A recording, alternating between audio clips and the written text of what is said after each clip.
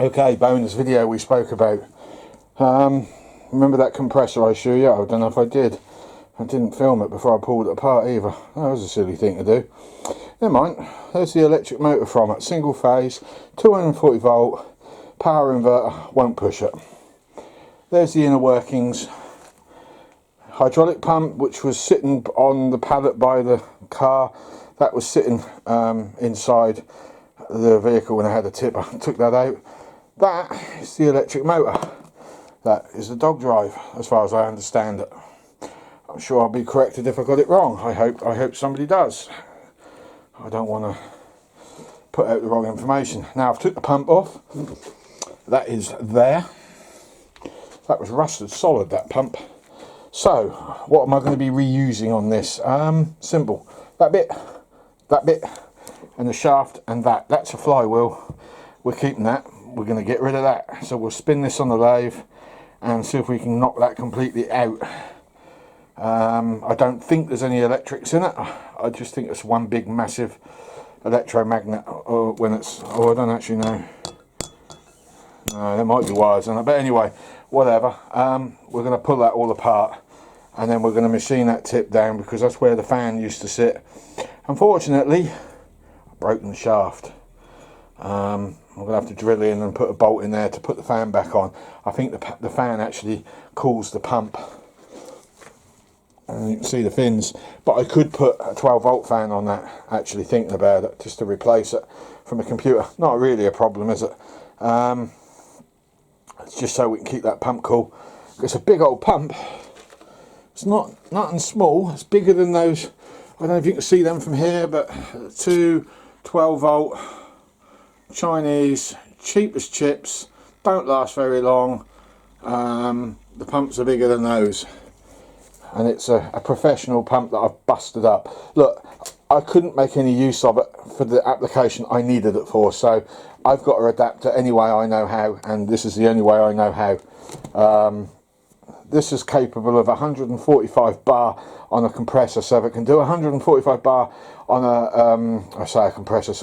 on a hydraulic pump, I'm sure it can move at least 90 psi on a air compressor. I'll be surprised if it can't. God, I love that lathe. Now, I've stripped it. Made up of loads of 1mm thick sheet steel to make up one big wad, squashed in there really tightly. One cut with a grinder would have probably knocked them off anyway, but I chose to do it with the lathe. Just wondering if I'll come in handy for something. You know me.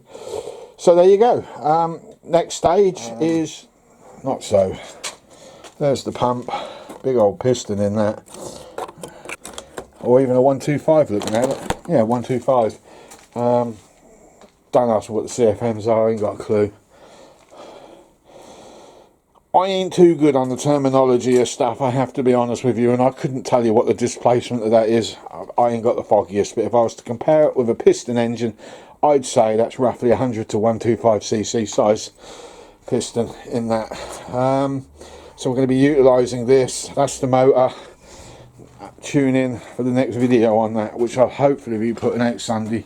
Whether it works or not, I'm going to do it, and I'm going to post it up as a success or a failure. I couldn't tell you which of the two. Right, well, I would love to report back and say this is going wonderfully well, but I can't actually sit there and confirm it is, and I can't confirm it isn't. I think this tube is pretty close on the shaft, because I used the lathe to align it, but my lathe is out a little bit, to be honest. I desperately need to fit a 4-jaw chuck to that and get some timing gear. I can't get that chuck off because I don't know how it comes off. Anyway, that's another story for another day. Regarding this, the idea was to have that sleeve run straight over the top of that, but I hit a bit of a snag inside. When I machined that edge down to fit over that shaft bigger, I was unable to get it inside there, so I've had to cut. Now I could sleeve over the top of this, but I think I'm better off leaving it alone. Now I've tack welded those edges up so it can't move. I was going to drill in there and plug weld in, you know, into there, plug weld that shaft up. So I think what I need to do, because when I spin this and I spin that, hang on, let's just try something because I haven't tried this yet. Hang on, let's try something. Let's just see if I have actually got it. It's out, but it's not out that much. In fact, I can see this whole thing's spinning as well. This is spinning as well, off.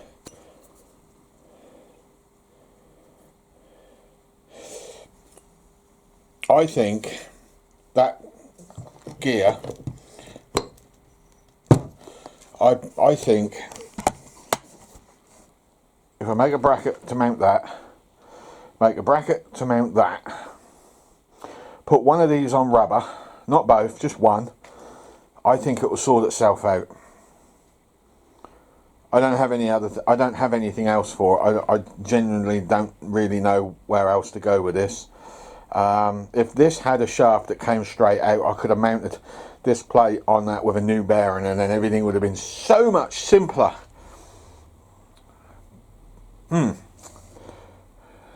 But I haven't.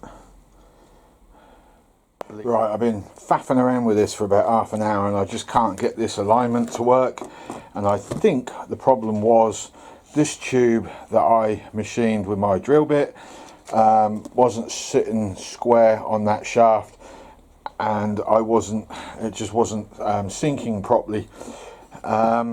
Ooh, how do I put this? This dog drive, there was another one here that went onto the other machine, and I think that was what took the discrepancies out. So I've cut the tube off, kind of cocked it up a bit.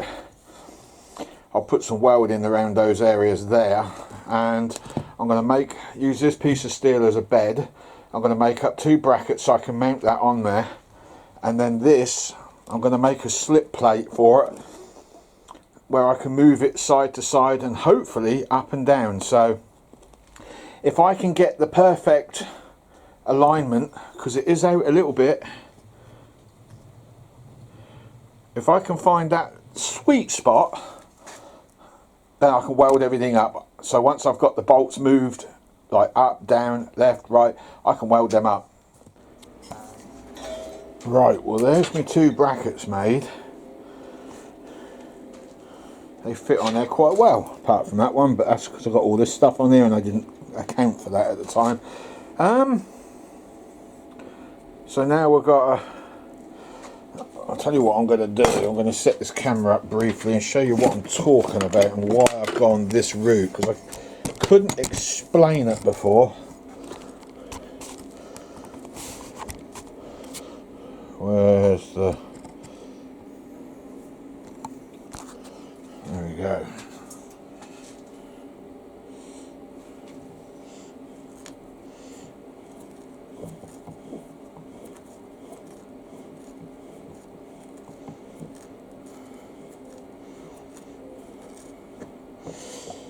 Something like that.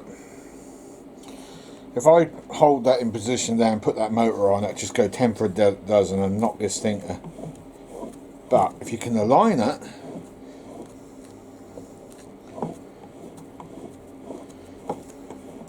the only other thing I can think of is I cut that in half, literally, weld that up on the inside and then make up 2 discs, and then with some hydraulic hose, because that's really tough old stuff, get a length of hydraulic hose about yay long, drill 2 holes through it, or 3 holes actually.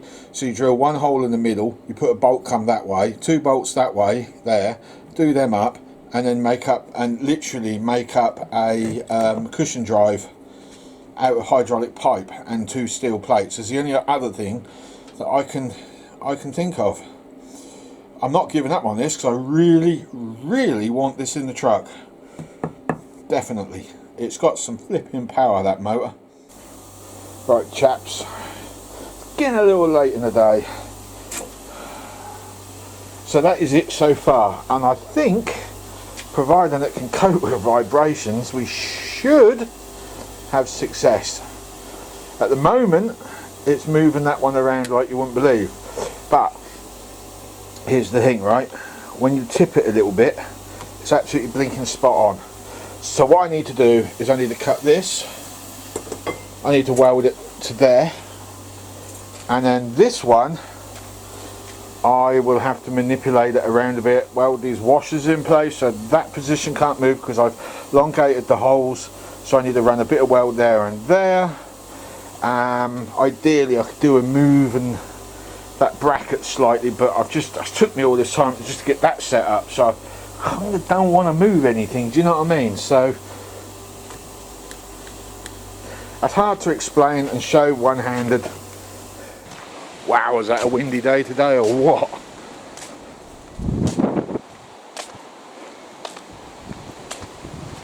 Alright, Saturday. There we go. That's what I did this afternoon. So far, that dog drive is working out better than I planned it to be. So I've levelled this out as best as I can, tacked it in down here, tacked it in down here. I've got to do a run along there. Fortunately I cocked up the spacing a bit, but hey, that's me. It's what I do. I never get it 100%. So I think I better do that now before I go any further with it. Welded the washers down so they can't move, so those holes are now permanent.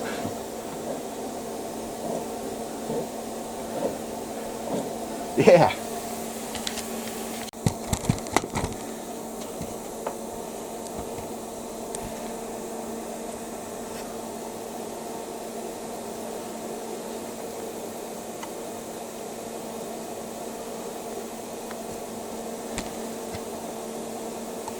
Right, well this is just a battery charger, a fast charger. Now you understand why I wanted that motor on that pump.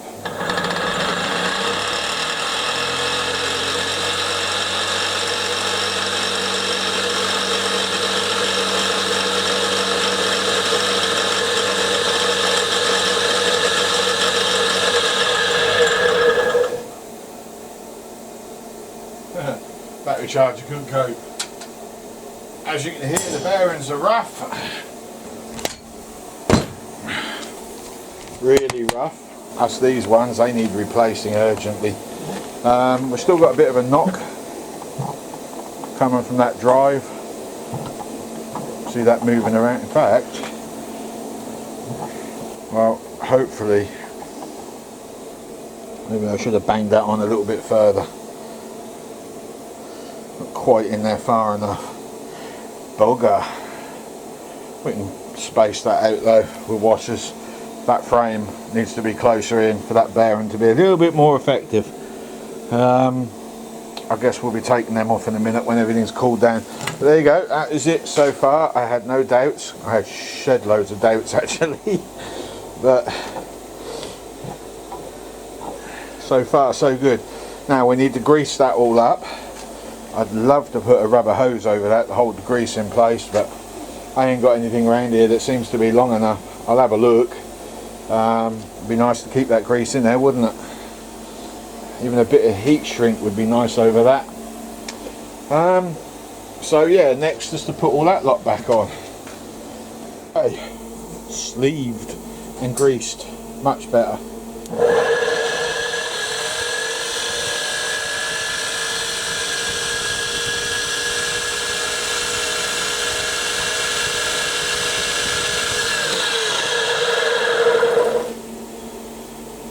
I just noticed something.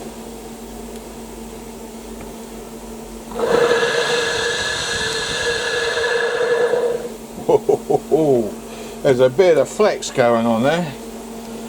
You know, there is this small possibility that this thing is going to blow to pieces.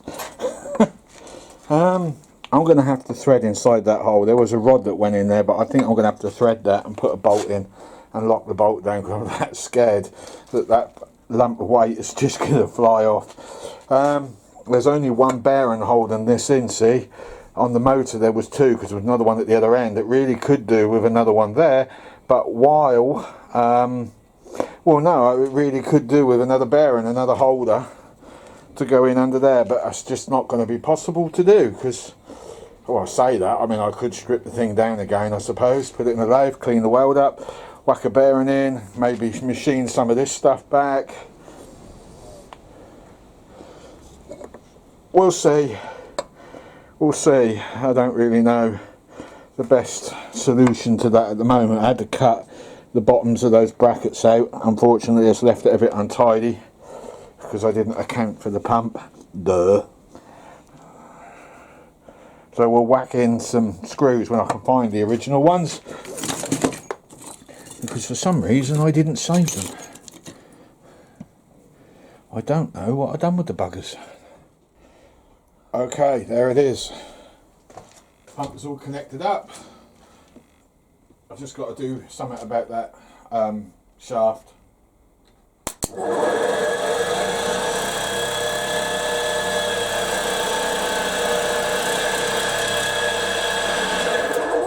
I've got a lovely rate of air coming out of that.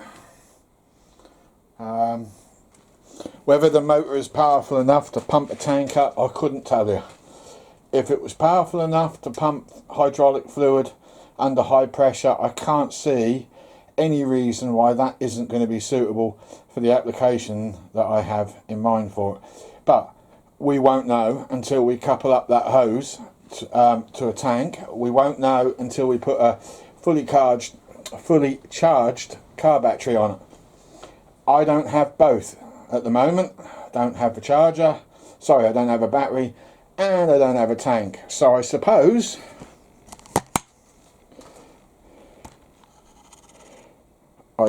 this is it for the moment. I know that'll get flipping hot, and that chucks that off. Oh.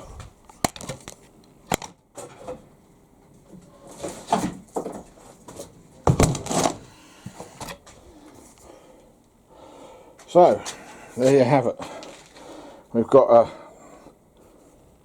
sort that out.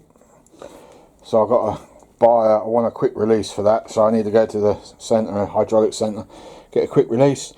Then we can plumb it in. I don't know what PSI this pump was capable at one point pumping. I guess we'll find out sooner or later. I need to drill a hole in there at some point, run a bolt through there just to stop that thing from flying off. But all in all, not bad, if I do say so myself.